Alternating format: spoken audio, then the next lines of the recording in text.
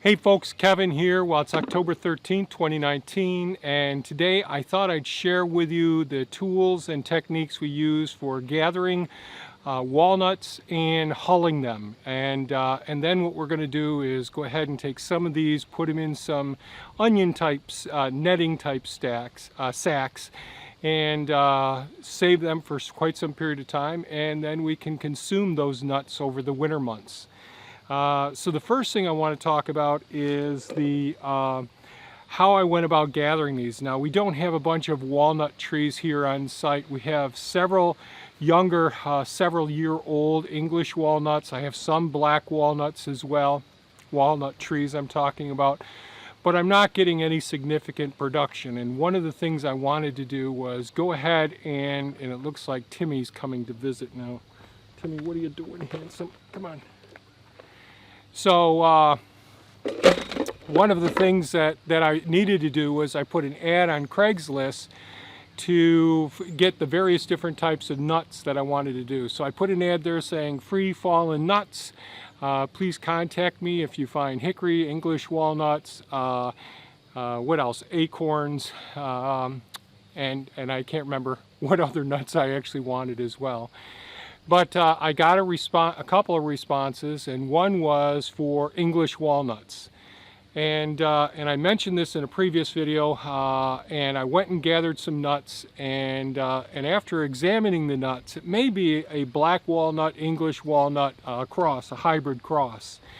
And so I decided to go ahead and go out and gather the rest of the nuts since it was a rainy day, the day that I decided to do this. So I went out and got 7 more 5-gallon buckets full of these black walnuts. I'll just call them black walnuts or hybrid walnuts right now. And the tool that I use to gather them is a garden weasel. And recently I bought 3 of these through Amazon.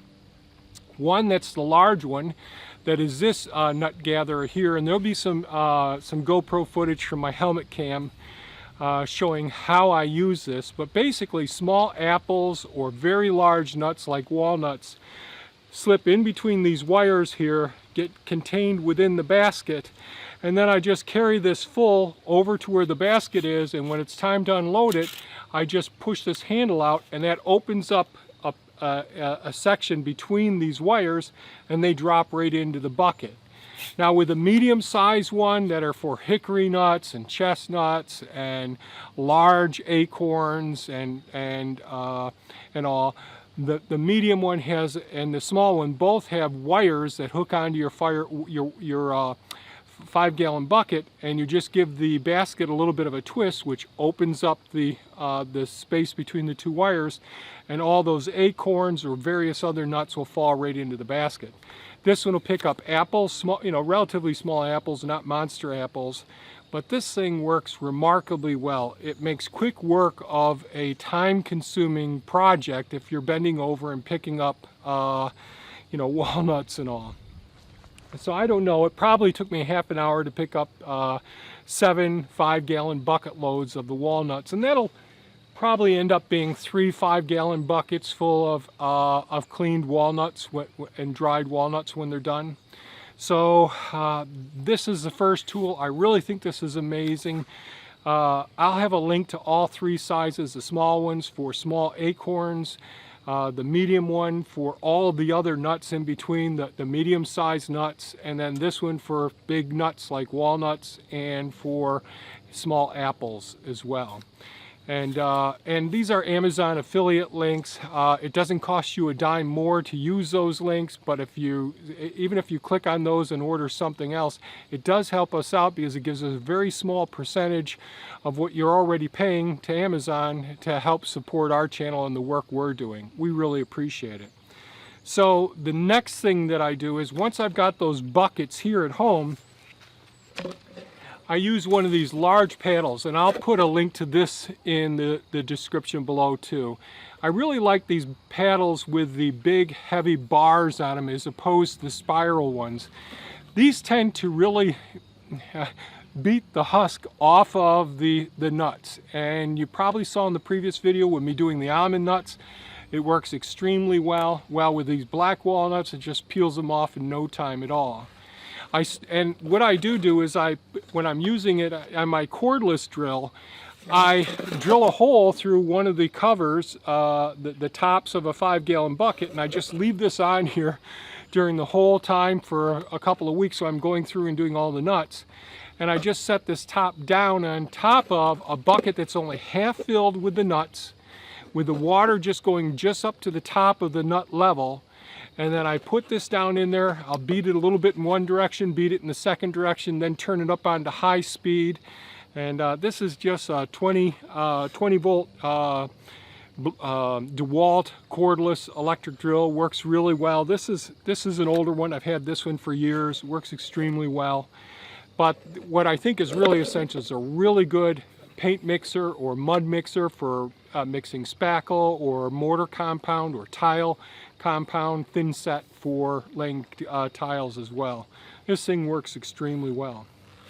So once I gather the nuts, put them in the buckets, make the buckets half full, put a little water on them, use this tool with the lid on top, beat the hulls off the husk.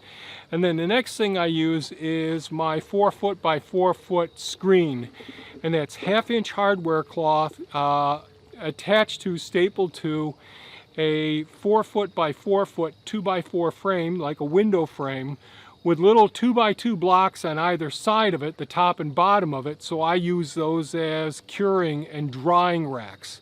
So I think I've got 16 of these, and it goes about this high when I stack them on top of each other. So I can dry garlic or cure garlic, cure onions. I can dry potatoes, cure them with these racks as well. I could put a fan nearby that blows through these because they're open sides, open bottoms, open tops. These systems work really well. So this frame that I use, it's 4-foot by 4-foot, well, it makes a good screen for separating the nuts from all the hull fragments. After this tool has beat the heck out of the hulls, then I can take those hull pieces, throw them to the side, wash through the hardware cloths, clean them off some, gather up all the nuts, and then I bring them into our work area. I turn on a dehumidifier, and there's already fans going on there curing some of the onions and the garlic and the rest of shallots and all. And with that dehumidifier on in there and the fans going, in 48 hours those nuts are really nice and dry. If there's any evidence of mold on any of them, I spray them with a little bit of vinegar that kills the mold. Then they can go into the same sort of screens, that sacks that you would get your onions from the produce department from. And we just have a bunch of those. We'll put our nuts in those and hang them up, and they'll be there for us to consume later on in the year. I think that about covers everything I was going to say. Was there anything else I was going to say? Oh, the other thing that I do, and I already covered this in the stratification of almond nuts and the peach pits and all of those. The same thing, I use many of these buckets over here that have 5/16" holes drilled in the sides and the bottoms. And I put wood chips on the bottom of those buckets. Then I put compost above it. If I had got enough sand, right now I've run out of sand. But I put sand on top of the wood chips, and then I put the compost on top of it, and I'll put a good couple layers of the nuts in there, put some more compost and wood chips on the top of that, put a top on it, make sure I label the bucket extremely well. I'll bury those buckets in different areas deep in a heavily mulched area, so they go through the winter, and in the springtime, say when the snow starts melting, well, then I can take those nuts, and they're just starting to sprout. And unlike the white acorns, which sprout in the fall, these nuts, they're just starting to open up probably in March, mid-March, and you'll see a little bit of that radicle, the sprouting root, the taproot that's going to go down. That's when it's safe. Before that root starts to get any longer than a 1/4 inch long, we want to get those into our air pruning beds, and I'll make videos about that in the springtime as well. So I think that's about all I wanted to say. There'll be some GoPro footage of me gathering the nuts and also going through the dehulling process as well, in case you want to hang out and see some of that. And there'll be a link to these things that I talked about in the description below. And again, folks, I really appreciate you watching. If you thought this video was of value, please give us a thumbs up, share it with your friends. If you have any comments or questions or suggestions, please leave them below. Thanks so much for watching, folks, and have a great day. Bye-bye now.